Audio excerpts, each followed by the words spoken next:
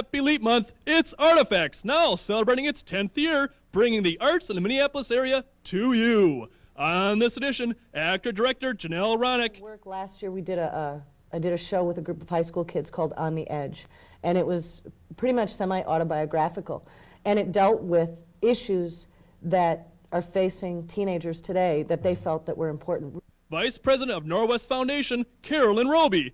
What I see is the giving of a company generally mirrors the philosophy of the corporation itself, the vision and the mission and the values of that company. The return of filmmaker Teddy Maki. When each character finds it, like it's found in the river by Cornelius in the second act, he takes it up and puts it to his face, and then another face appears, and it's this red face who is sort of like the keeper of the mask. Satirical stylings from the Brave New Workshop. GOP. Yes, you know me. Oh, yeah, you down with GOP? Grand old party. You down with GOP? Yes, you know me. Oh, with... Plus, Gina Filigenzi asks people to build a poem. All this and more on Artifacts February 2000. Here's your host, Punxsutawney Phill Lindsay.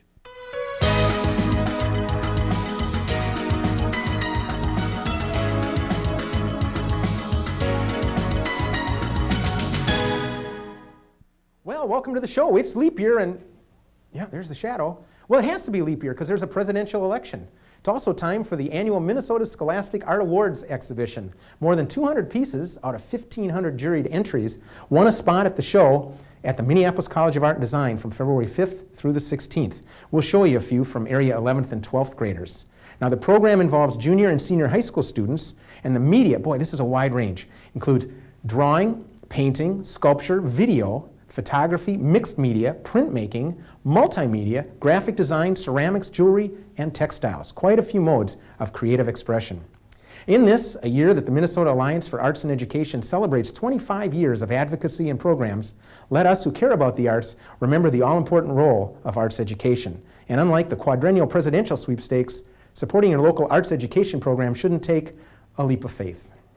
Now, back here in the redrawn quarters of our studio, we're putting on an exhibition of our own. We've got actor-director Janelle Ranek, Norwest Foundation Vice President Carolyn Roby, filmmaker Teddy Maki, and Brave New Workshop is going to be sending up two, not one, but two George Bushes.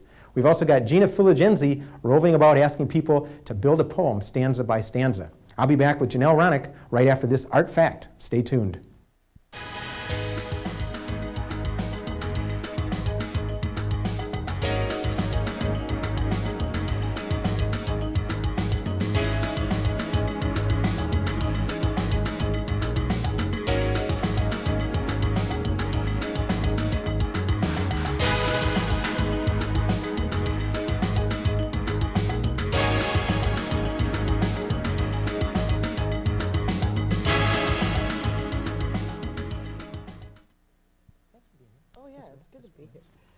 Well, I think we all knew that we had good libraries, but it's nice to be recognized nationally for that.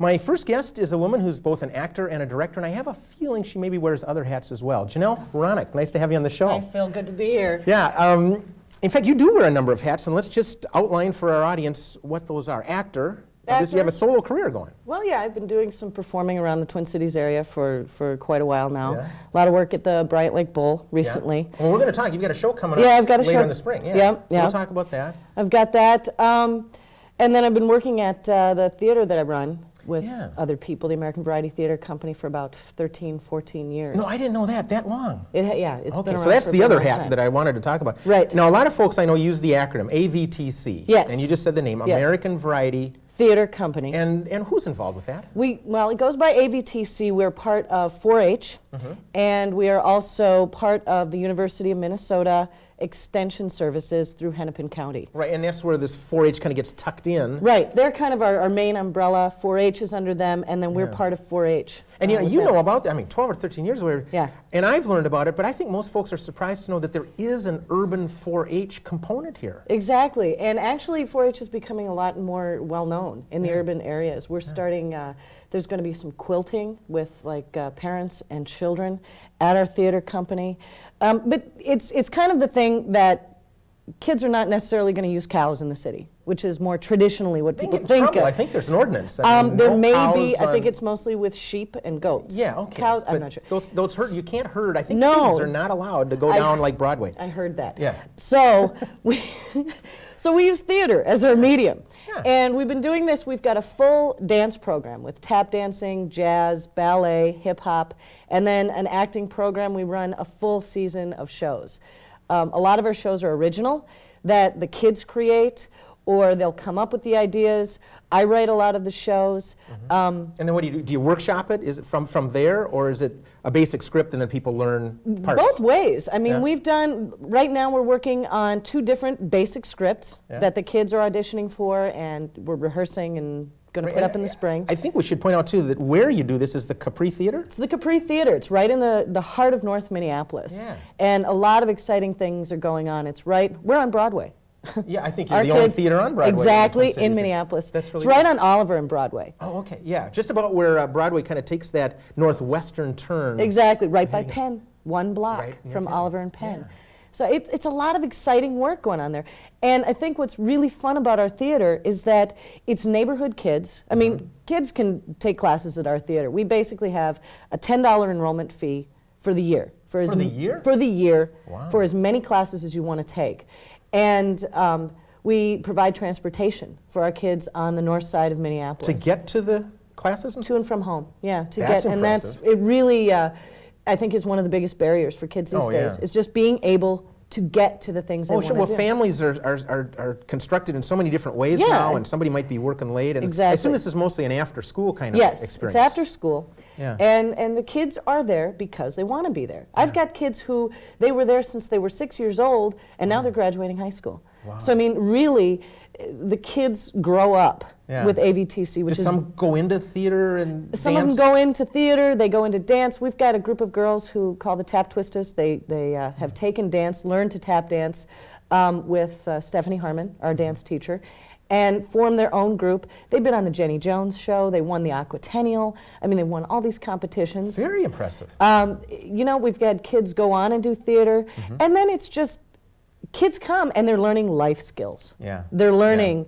self-esteem without us saying, hey, you're learning self-esteem. You know? Yeah, that self-consciousness doesn't always work. Exactly. They go on to college, and the thing that we always say about our kids is they always come back. We get kids in the summertime, they're, you know, back visiting from college, or maybe they've got some free time, they come, they volunteer. Or maybe a younger sibling or somebody is still Exactly. involved and they come back to see how Exactly. they're doing. That's So it's very exciting work. We've done original work. Last year we did I did a show with a group of high school kids called On the Edge, and it was pretty much semi-autobiographical, and it dealt with issues that are facing teenagers today that they felt that were important, really a lot with racism. It also dealt, interestingly enough, with depression and medication, because there were some young people dealing with those issues, and I think that's something that's really coming up now. And that's a serious situation for a lot of teens. Yeah, it is. It we is. don't always think about. Yeah. But we've got 2 shows that Okay. we're just starting right now, and next month, the first one that's going to be opening is called Once Upon a Trial, The Wolf Who Cried Girl. And Okay. that's a show that I wrote, and it's actually going to be very fun. It combines characters from 7 different fairy tales. Snow White, it's a trial of the big bad wolf. Oh, okay. All right? Yeah, so And there's he's being- litigation involved. Well, there too. is. Okay. And the big bad wolf, his attorney is Cinderella. Didn't work out with the prince. She had a correspondence school, so she got her, All right. her law degree. Yeah, she's- And yeah. the kind of his nemesis is Mary. Mary. Mary was Goldilocks. She was grandmother's Little Red Riding Hood. She's basically setting the She wolf had a good up. agent because she got a lot of work back Well, you know, then. her attorney, Yeah. Jack B. Nimble, he's pretty tough. Okay. Okay, Snow White is the judge. Now, the interesting thing with this show is that the audience is the jury. Okay, And so when it has you a different come- ending depending? We don't know. Oh. The audience comes, and that's very exciting because I know there's professional theaters who've done this kind of thing. We're doing it with kids. My kids who are doing this show are ranging from age like 8 to 16 years old. So the audience is the jury. They decide the ending. And also, and I'm hoping this is going to work, I know it will, they come up with a surprise witness to really clinch okay. things. And we don't know who that's going to be. But you as the director, you just don't know. We don't know. The Okay. kids don't know. Oh, so it's improv? It's completely improv. Suddenly the right audience, there? whomever they could come up with, I don't know, a fairy tale Yeah. named Yeah, well, it could be, the old I don't woman know, who lived in the Pecos shoe. Bill. I hadn't thought Yeah, of Pecos Bill. the hombre. Right. Interesting. Now, So that's very So that's exciting. coming up in March. That's coming up in March. That's one project, and this is with AVTC Yes, Youth. and that's the whole family, all ages. We've got a show. It's right at the end of March, beginning of April. Right. When spring break starts. I've got a Monday show. Okay. People can bring latchkey programs, daycares. Yeah. Group rates are available. Tickets are always affordable. Okay. So that's for the family. Then we've got a show that I'm doing with my older kids called Getting Out by Marcia Norman. And it's a very intense show. It's about a young woman who went to prison for murder. She did 7 years. She gets out, and it's her struggle of trying to stay away from, getting back in that life. Wow. Trying to stay Well, that away. sounds kind of heroic right there. Yeah, and it's a very, this is not for younger audiences, but I really recommend this for older youth, for groups that are dealing with this kind of thing. We'll be working somewhat with the county homeschool and just bringing groups in to see the show. Good for you. That's So for our older audiences. Some of the shows are kind of light and family and fun, and Yes. some are maybe a little more serious. and some they issues. really address That's great. serious issues going Well, in a on. moment, we'll get a phone number up. Okay. But I wanted to let our audience know, too, that second show, Yes. Getting Out, is running when? That is going to be right at the end of April. Okay. And it starts the very last weekend of April. There's 3 weekends for that show, and it runs into May. Okay, great. Fridays well, why and don't we, Saturdays. if you could rattle off the phone number for American Variety Theater Company Sure. right now. We'll get that up on the screen. Okay. American Variety Theater Company is 521-4439. Okay, and that's in the 612 area code. 612-521-4439. You can get tickets. You can get any information. I mean, That's great, yeah. Yeah. And other upcoming things. I mean, people can call Well, and yeah, find out we've- about taking classes. If you and- want entertainment Yeah. at something, we've got groups of kids who do dances. I've got a comedy improv troupe that With young people. With young people, high That's school great. kids. That's We great. do the things I think really nobody else does. That's We're great. cutting edge. Yeah. And we need more people to find out about Well, now, it. speaking of cutting edge, you're Cutting also edge. involved with a project of your own. Yes. Now, you call it a one-woman show. Well, jokingly, because I've got But my there's- I've got my comedy partner.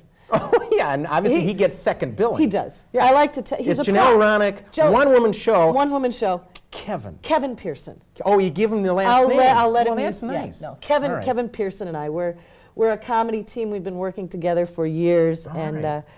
we've written a show actually that ran 4 times at the Bryant Lake Bowl last year, and it sold out every time. It's called Yard Sale, Yard sale. the play. The play. Yes, we did have somebody come thinking it was an actual sale. Oh, yeah, they're It's out yard happened. sailing. I mean, you just put a sign Well, up there. and they think, well, so anyway. A few props. The- Kevin, the- I mean, yeah. you get a buck or two. They tried to buy him, Did and you? Yeah. I had to hang on to him. Yeah. It's Yard Sale the play, and Kevin and I, we play all of the characters coming to the yard sale. A lot of these characters, everybody says, I know who that is. Yeah. Okay, it's directed by Matthew Vakey, a wonderful actor, director in town here.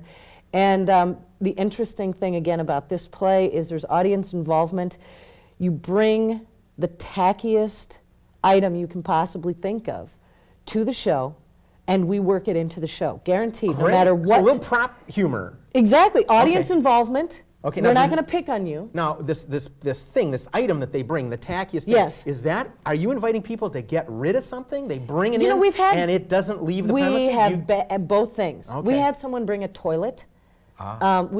You can leave it, or if you want it back, you can. And this yard sale that we're doing opens in June. Okay. And At the Bryant Lake Bowl? At the Bryant Lake Bowl, and this is all new. This is Yard Sale 2000. Oh, okay. All new. So for anybody who saw Yard Sale, the first It's like one. all that old stuff that was not Y2K compliant Exactly. out in the yard sale. Bring it in. And Sell it. I'm also doing a show there with at the same time with Leslie Orr. She's another wonderful actress Yeah. called Women Who Drink.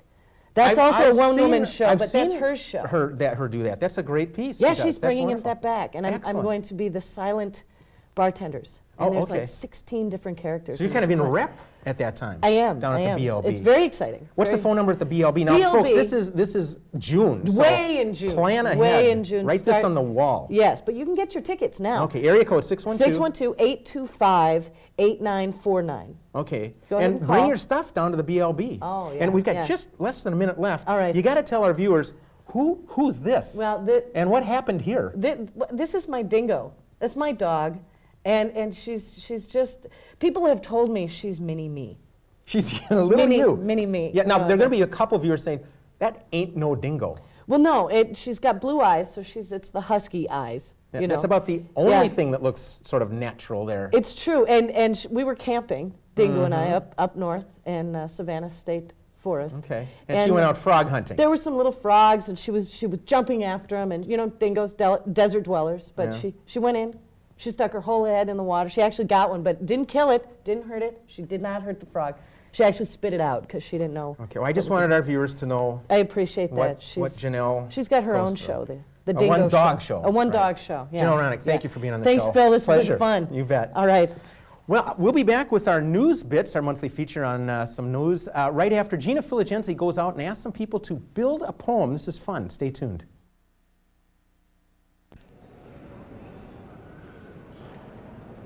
Hi, I'm Gina Filigenzi. If you think that's a tongue twister, try reading this poem, Jabberwocky, by Lewis Carroll. I'm here at the Hennepin County Government Center, and I'm going to ask people to read a stanza from this poem, and we'll see how they do with this tongue twister. Come on. 'Twas brilling and the siltly tooths did gray and gimble in the web. All mizzy were the Borgoffs, and the more maps were grab. Beware the Jabberwock, my son, the jaws that bite, the claws that catch. Beware the Juju bird and shun the frumious Bandersnatch. He took his vorpal sword in hand, long time the man zom foe he sought. So rested he by the tum-tum tree and stood a while in thought. And as in uffish thought he stood, the Jabberwock with eyes of flame came whiffling through the tugly wood and burbled as it came. Okay, 1, 2, 1, 2, and through the vorpal blade went snicker-snack. He left it dead, and with its head he went galoomping back. And hast thou slain the Jabberwock? Come to my arms, my beamish boy. O frabjous day, Calloo Calais, he chortled in his joy. 'Twas brillig, and the slothy toves did gyre and gimble in the wabe.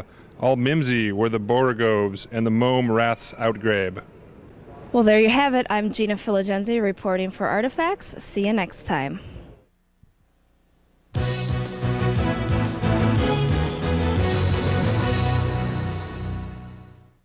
Thank you, Gina. And now for the monthly news bits on Artifacts.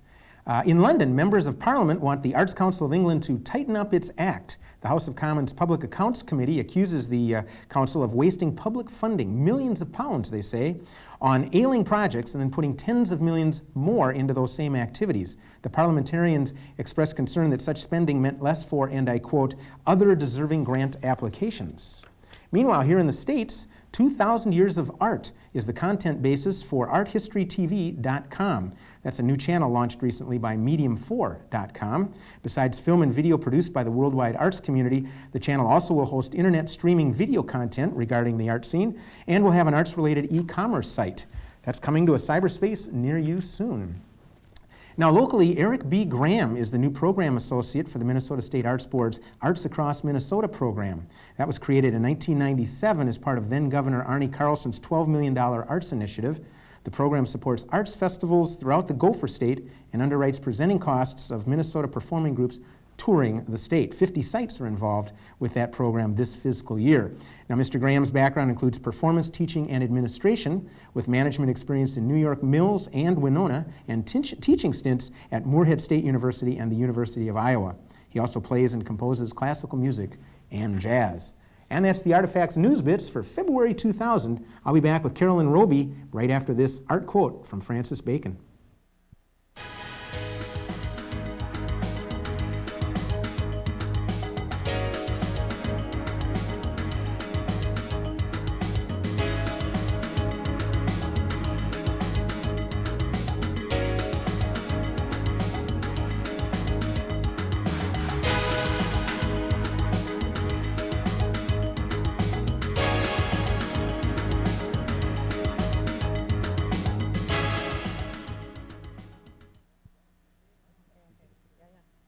And welcome back. You're viewing Artifacts, and I'm Phill Lindsay. By the way, this edition begins our 10th year of programming, and it's been very nice to work here at City Cable 34, and I hope you've been enjoying the show. My next guest is Carolyn Roby. She's a vice president at Norwest Foundation. It's nice to have you here. Thank you. Now, Thanks vice for president, what are inviting you, a heartbeat away from something there? Oh, Phil. No, but you're in charge of giving in the Minnesota area. Yes, I am. And, Yeah. and giving, can you for people who don't know, I mean, we're talking philanthropy here. We're talking one of the large, Fortune 500 companies here. What's the scale? I'm not asking you for proprietary information, but we're talking more than a few bucks here. Well, Norwest in the pre-merged company contributed about $26 million a year throughout the Midwest and West, and the merged company with Wells Fargo, we're probably going to contribute somewhere in the range of $70 million. But the most important part of the program, I think, is the fact that we have a decentralized decision-making philosophy, and so what that means is that the managers and the employees in every community where we do business are the people who make the decisions about addressing the challenges and the issues in those communities and solving those problems. And so even though the number sounds large, it really is grassroots, locally based. It's diffused over the entire service area. Right. Now, does this make, by the way, the merged company, which will be known as Wells Fargo eventually, right? Correct. Maybe that's the official name already. Is that national now, or is it pretty much Mississippi and West? Well, there are parts of the business that are national. Norwest Mortgage is national. Norwest Financial is national. The banking group goes as far east as Ohio, and now, as you know, as far west as California. We're in Montana, and we're down in Texas and I've Arizona. seen Norwest signs and branches in Texas. It's got a little bit of home there. Right, nice. exactly. Eventually, though, all of those will be named Wells Fargo over time. Okay, so we'll see the name change, but folks like yourself will be still doing on a decentralized basis, sort of the giving and... The philosophy of our community involvement and contributions will remain the same, even though the name is going to change. Yeah. Which and that's is wonderful. important for folks to know, because there's a lot of change going on sort of in the, well, let's just say at least the philanthropic community in the upper Midwest. I've got a hunch maybe nationally too. Right. But, it's not Dayton Hudson anymore, it's Target Corporation. Right. Some folks remember Pillsbury, 10 or 12 years ago, got bought out and ownership went across the pond and things like that. What's your sense of what's going on out there in terms of trends in philanthropy? Well, I think it really connects to trends in the corporate world, mergers and acquisitions, that isn't going to stop. And so as companies and corporations merge, they acquire smaller companies, what I see is the giving of a company generally mirrors the philosophy of the corporation itself, the vision and the mission and the values of that company. And I think that's one of the reasons why in the Wells Fargo Norwest merger, there was a really strong commitment to local decision making, and so that will continue. One of the things that I do say to a lot of people are very anxious about the changes in the corporate world on a national basis. Just in general. In general, in the Twin Cities, in the upper Midwest, what does this mean for employment and then, as you mentioned, for contributions?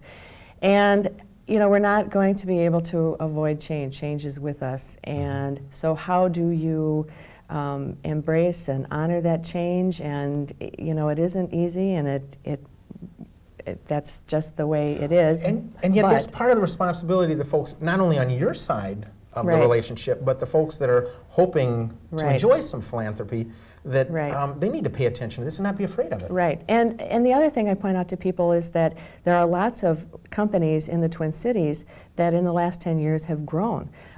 If you look at the growth in Medtronic, Microtron, there are lots of new companies in the Twin Cities, and it's really important for nonprofit organizations and other community organizations to pay attention to those new companies and to the growing companies and build relationships with the people in those companies, not just the foundation or contributions people, but employees in those companies and the CEOs of those companies, and learn who they are and learn what kind of changes are happening. And as much as there are a lot of losses, there are a lot of wonderful changes that are in regards to growth. What you're talking about is that there's a new generation out there on the business side and the corporate side as well, and let's pay attention to it. Right, right, exactly.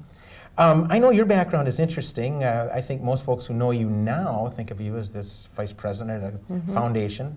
But you came back to the Twin Cities from what, study or a move? Well, actually, I grew up in the Chicago area. Oh, all right. And my background, I majored in theater as an undergraduate, and I came to the Twin Cities to work on a PhD in theater. Wow. And what ended up happening is I got a job in theater, and I worked at Children's Theater Company for 5 years, and I was the costumer there. Yeah. And then What era was that?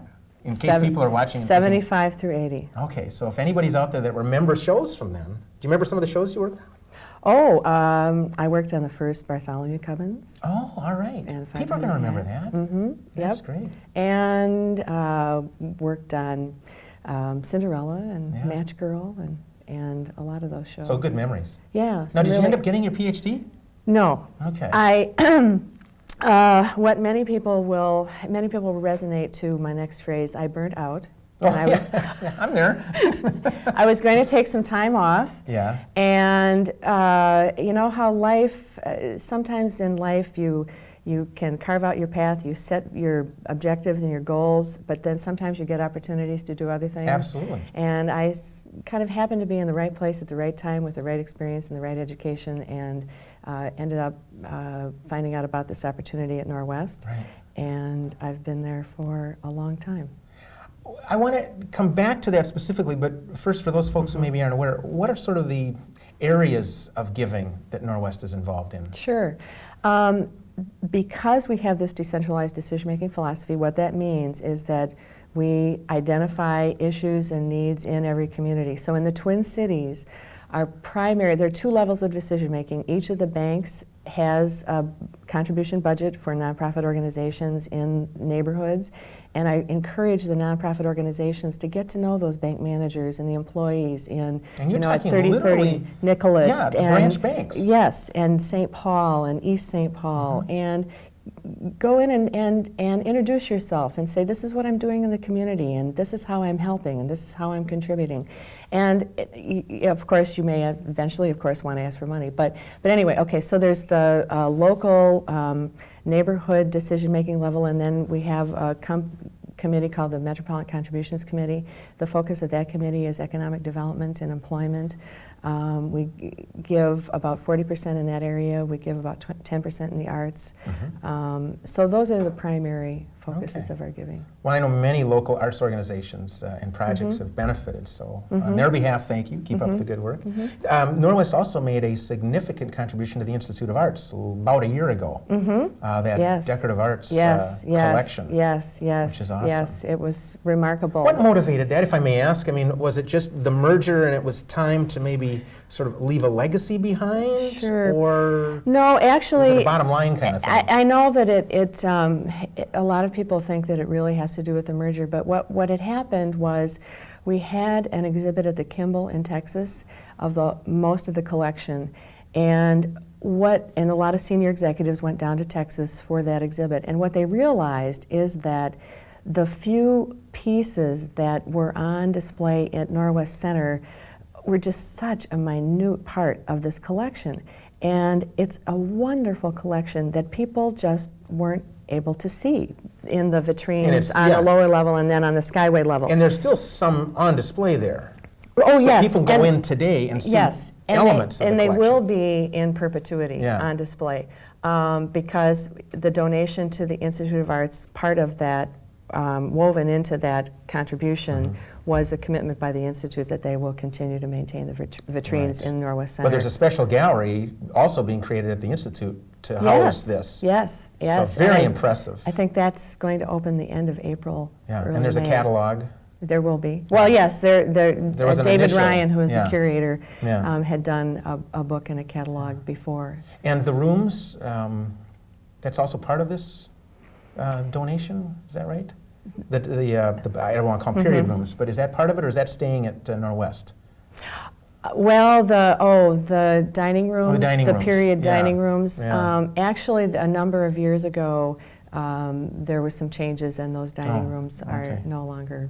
Oh, at but those Norwest were Center. lovely in that They were time. wonderful. That was a nice part they of the were collection, too. fantastic. So that's Yes, they were Well, that's great. good. Well, we've got just a couple moments left, but I wanted to ask you what you like most about your job. Now, you have an arts background, so I'll bet part of it is that connection, but you do a lot of other things. What do you like about the nature of what you do? Do you know, what I think I'd like the most, if I had to capsulize it, is I meet the most fascinating, interesting, creative, dynamic people who are really working so hard to address and solve and contribute to this community. And it's a joy and it's an honor to meet all the people in the Twin Cities who are really working hard to make this a vital, dynamic community, the community that it is. Yeah. And that's, I feel honored. And you're lucky to have a position where you kind of get an overview of so many good efforts that are going on out Right, there. and to be able to help move those efforts forward. And I mean, of course, that's a part of it too, as you find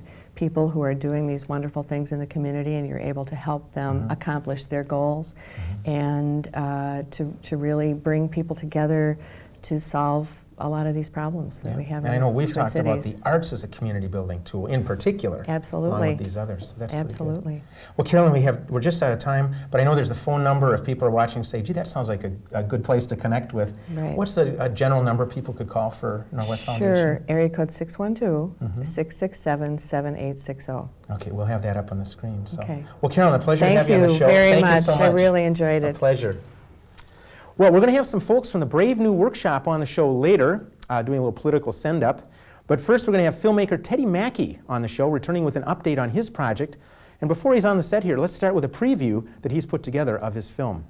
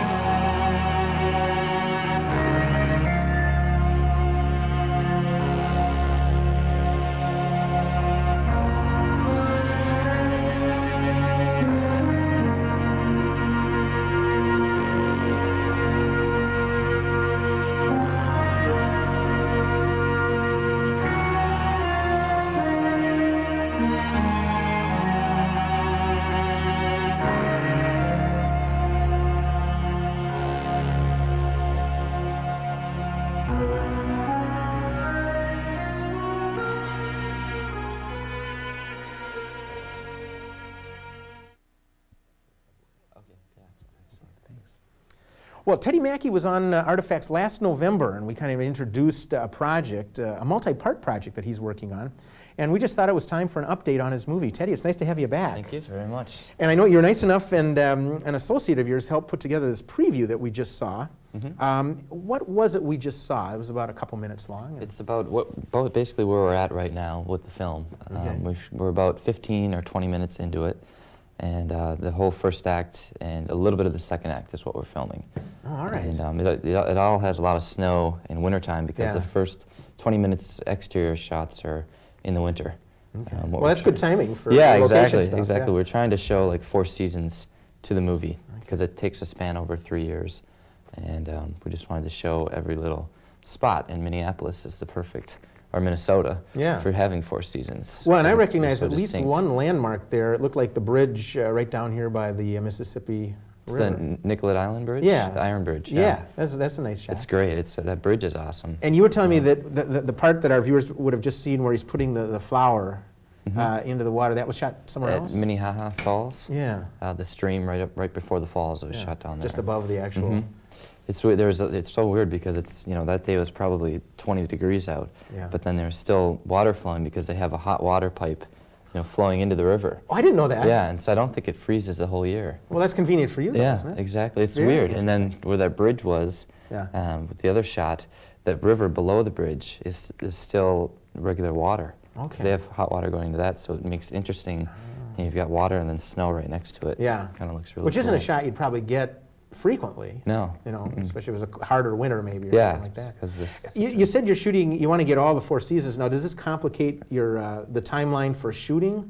Or does it happen to be kind of sequential, that as you produce the movie, spring comes and, hey, it's time to do a spring shot? Yeah. I mean, it's kind of nice to have it that way, too, because right now we're producing it ourselves. Right. And so having it over a span of 4 seasons gives you time to save up. Did that influence the writing, or just- Not really. Originally, I wrote it to all take place in the summertime, Okay. or in hot weather. But it just sort of spawned from the point that we didn't get to filming all summer, and I Right. said, let's make it. What can we do to Well, sort of make and the it one look character, good? am I not right? He's exiled at some point, isn't he? Dr. Kazimov? Yeah. He actually exiles himself in a way. So he I don't escapes. know, but he may be on a planet where there's a lot of ice and snow. And, Yeah, yeah. That's tough for him. Yeah, For folks who definitely. didn't see November, don't remember, could you just run briefly by us the outline, the plot, if you will, of your story? Of the film? Yeah. Yeah, definitely. What happens is there's this guy named Oricon, who is a Phantolian, and he gets sent by his father, Lord Hasafew, to rule this planet Hantavanos, which is like this world of bliss. And his father wants his son to kind of learn how to be a king. And he also curses him with sadness, because he wants his son to be like a fierce king, not just a wimpy king, but somebody fierce. Yeah. And sooner or later, Oricon, the son, realizes that he can't handle this. He can't handle this sadness, and he can't handle looking down on a planet of bliss. And so he decides that if he can't be happy, then no one can. And so he does this kind of magical process where he takes away all of the Hantavanos's pleasurable memories, and then kind of locks them, saves them for himself, and then puts them inside this mask. Which you were nice enough to Yes. bring. Let's show this here. I'll hand this to you, because I don't know if I Okay. want to actually hold this very long. This is the Mask of Vision Yeah, right why here. don't you just hold it steady to this one right over here, yeah. And what happens is when each character finds it, like it's found in the river by Crelius in the second act, he takes it up and puts it to his face, and then another face appears, and it's this red face who is sort of like the keeper of the mask. Right. And he has this thing where he talks to a Crelius, who is... Do that again and hold it for a second. I want our Okay. viewers to get a good Yeah. shot here. Okay, so there's a purpose to it actually being put on the face. Yeah. Yeah. Yeah, it's like you have to put the mask on to get the visions. That's in great. a sense. Okay, so that's part of the necessity for. So he has this mask created. Yeah. So he can just take the mask and look at the memories by himself, Oricon. But Dr. Kazimov finds this out, and sooner or later, and other people do, and it just gets stolen from him throughout the whole first part of the film, and he never actually sees the mask. Okay. And then in the second act, Crelius finds it in the river. Somebody threw it away in the first act, and he sees what his past was like. He sees that he no longer needs to live in this world of pain and sadness and sameness, and he goes on this massive crusade to try to change back the planet. Okay. Now you're not telling this all in one film. This is a series? Yeah, well, it's a series definitely of Oricon's stories. Okay. Oricon and Etrania are kind of these characters that take us through all 6 stories. Oh, I see.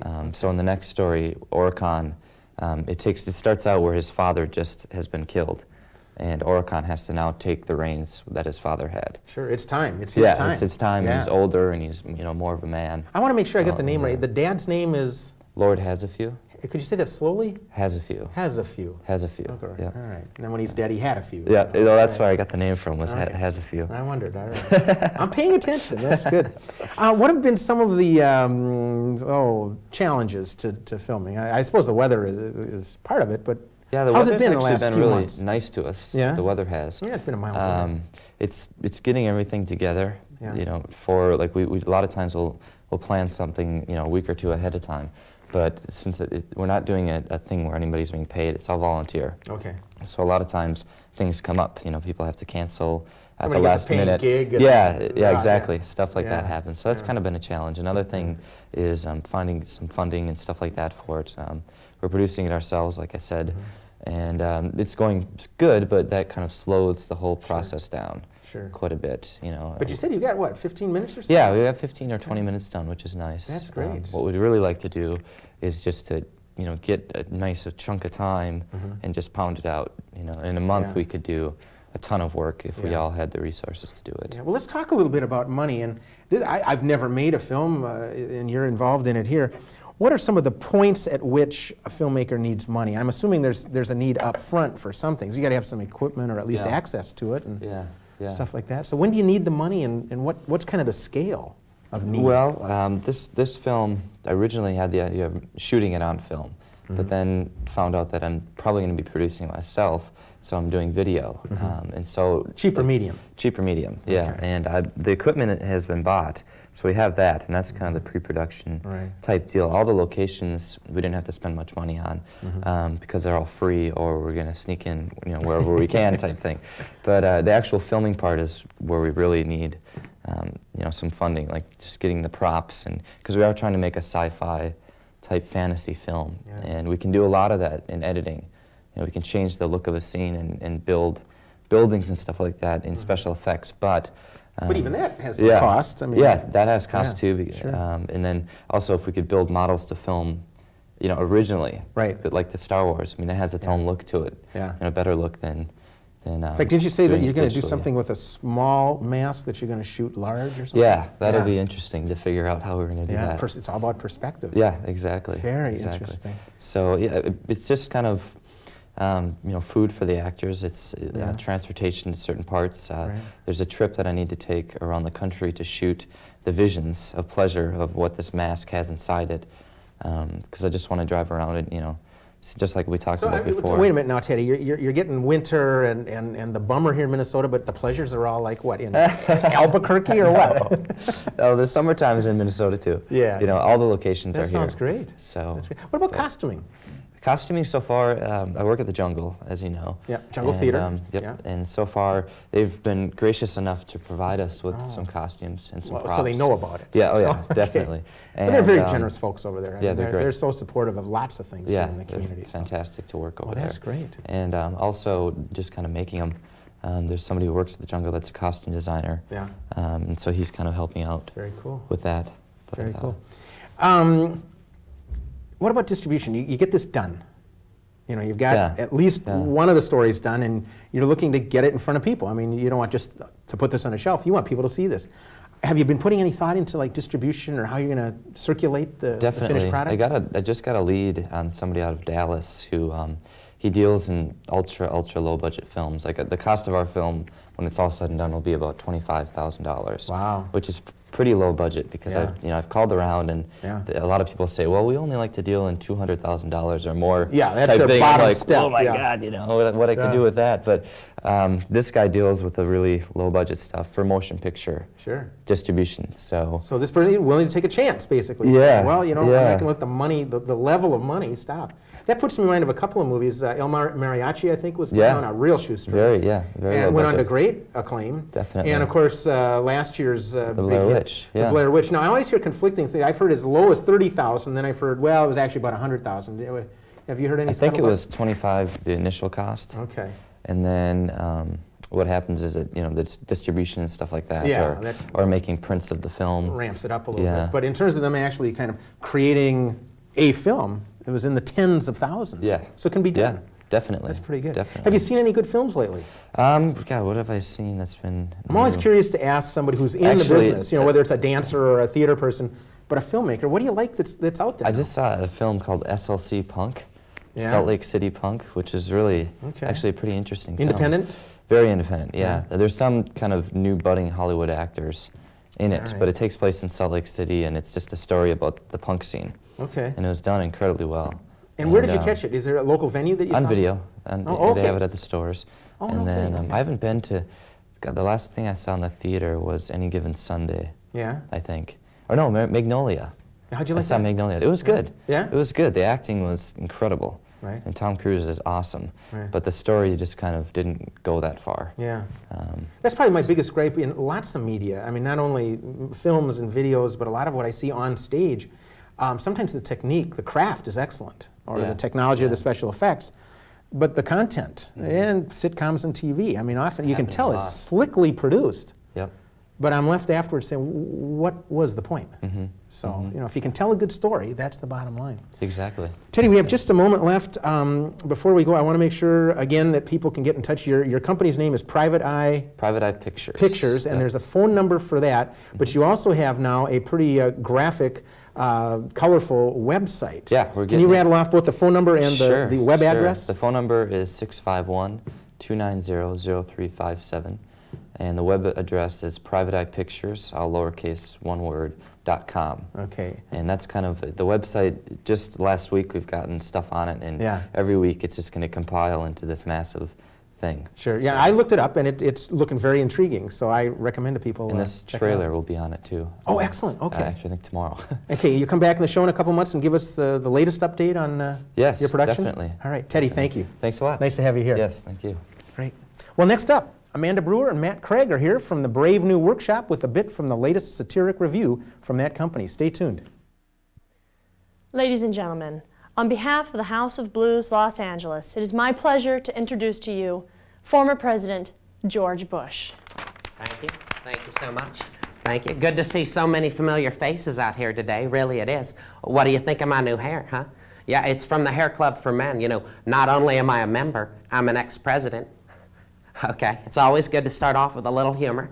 You know what? I was hoping that Ronald Reagan would be here today, but he couldn't make it because he's kooky. A couple of sandwiches short of a picnic, not a full deck. If Mr. you know. President. Anywho, guess you all know why I called this press conference today at LA's House of Blues. It's basically to promote my son, George W. Bush's run for the Republican presidential campaign. So let's go ahead and just start with the questioning. Go ahead. All right. Okay. This one is from Bo McManus of the Wall Street Journal. Bo, okay. Many people have criticized George W. Bush's $438 billion tax cut as nothing more than very expensive snake oil. How do you respond? Okay, Bo, those who criticize haven't done their homework, and those who haven't done their homework don't get to go for a ride on their pony. Okay, this is my plantation, Bo, my plantation. Next question. All right, this one is from Jack Timmings of the LA Times. Jack, okay. He says, as you know, it is a well-publicized fact that Bill Clinton's appearances on MTV's Rock the Vote helped to pull a younger voter turnout. Yeah, And ouch. how do you Okay. feel about your son's potential to swing the vote of Generation Y? Okay. Now, let me make this point perfectly clear. Okay, W is a hip, suave alpha male. Never underestimate the hipness of the Bush clan, okay? A matter of fact, I'll just show you right now, okay? What I'm gonna do right now is lay some fly fat beats on you, so settle back and relax and I'll just show you, okay? I'm gonna tell you why my son's so hip. He's legit, ain't no jip, hear my vocal trip. In 2000, Georgie W is your man, but I'll wrap it in a lingo the kids can understand. W's a stud, he macks all the sisters, but the Longhorn in Texas if you catch my drift does. Run against him, you a fool like McCain. He may not be the brightest, but he snorts cocaine. Word, we are getting jiggy with it. Check out my Golden Fly girls. If we're lucky, one of them might break a hip.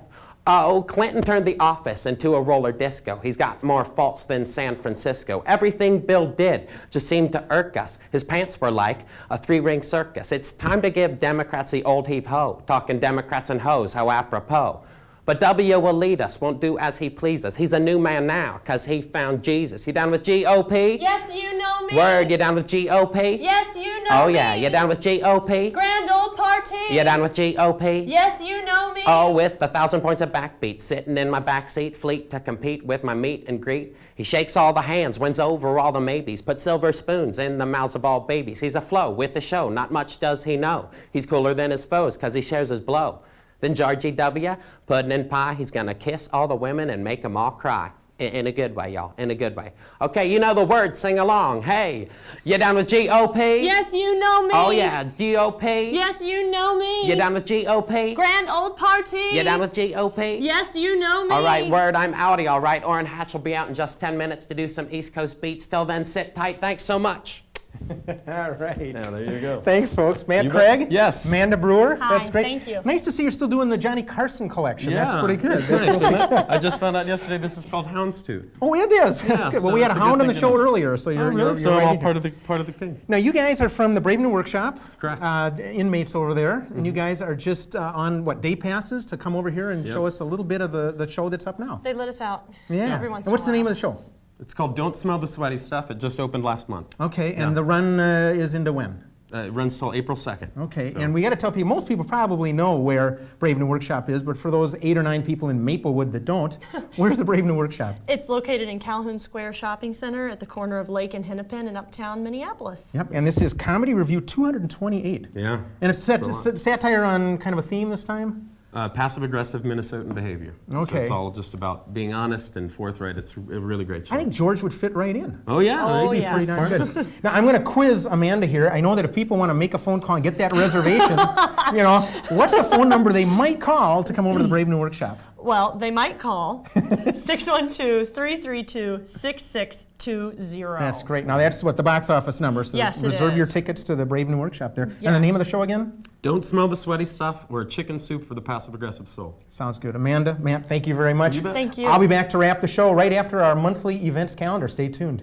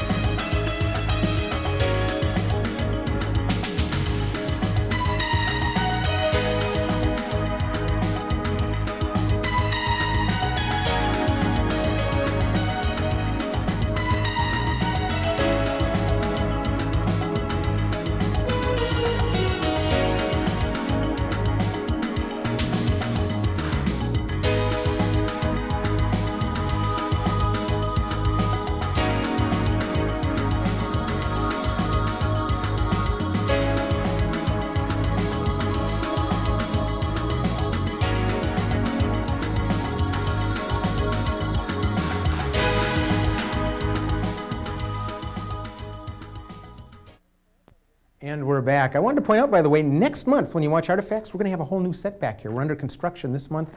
It'll be nice to see. A couple of things just to point out in addition to the events calendar that you just saw. The Ethnic Dance Theater, early in the month of February, are having a community dance party. That's up at the Latvian Hall up on Central Avenue Northeast. That's Saturday, February 5th, so that happens early in the month. That's at their EDT studio. The Minneapolis Heritage and Preservation Commission puts on tours every so often throughout the year, and they've got a great one coming up here. It's a tour of the Minneapolis Grain Exchange. If you've never been in there, or you've heard about it, or you haven't been in there since you were a kid in school, Friday, February 11th, starts at 10:15 in the morning down at the Grain Exchange, downtown Minneapolis. And I've been on a number of these heritage tours, and they're great. They always get good people in there to lead those tours. And the last few months, we've been making a point to let you folks know about some American Sign Language interpreted shows that are happening in the community. And I've got a couple I wanted to mention. The Glue Factory project with Beth Corning, Danny Buraszewski, Bonnie Mathis. This is happening at Theatre de la Jeune Lune Thursday, February 10th. That will be interpreted in American Sign Language. A lot of good dance there. And then on February 20th, again, American Sign Language interpreted. Most Valuable Player, the Jackie Robinson story. Youth Performance Company is putting that on. And that'll be at the Howard Kahn Theater in the Plymouth Congregational Church.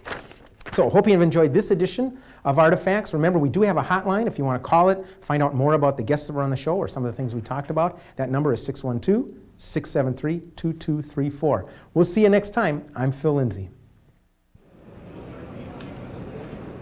Hi, I'm Gina Filigenzi, and I'm here. Wait, I screwed up.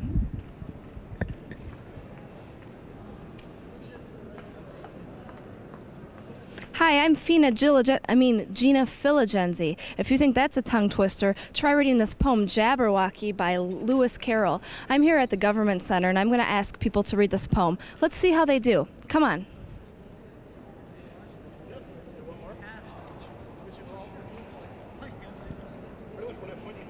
Okay. Hi, I'm Fina Gilla. Oh, if you think that's hard.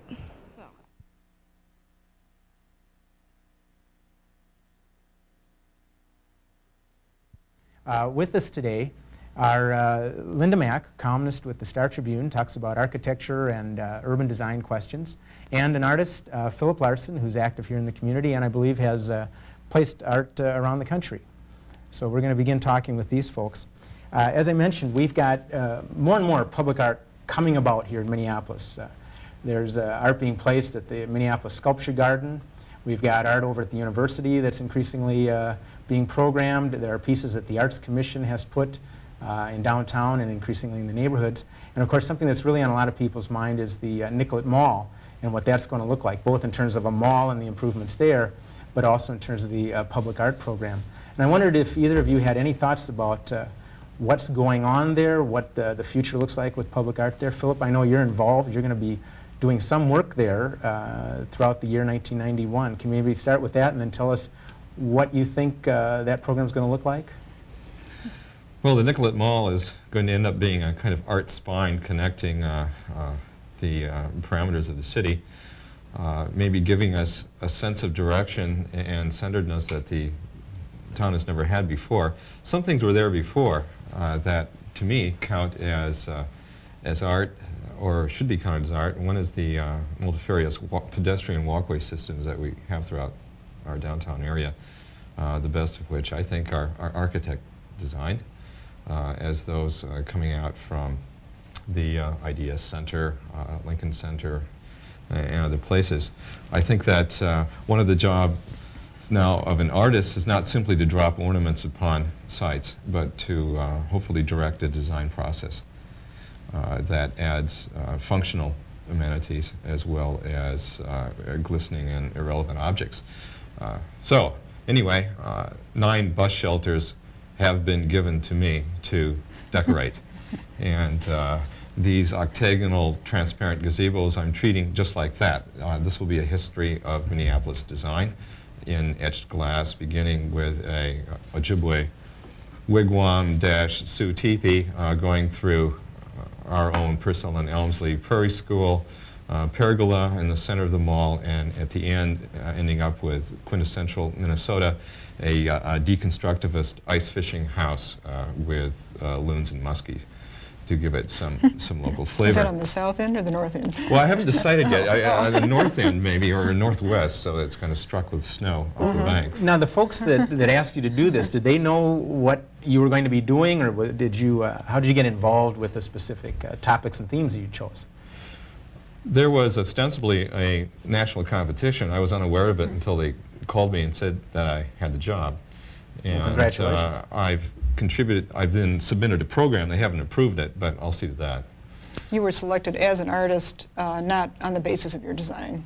No. Right, and then you came up but with on the ideas basis later. of other glass projects, which included 5 elevator lobby murals for Arthur Anderson and Company in the downtown area.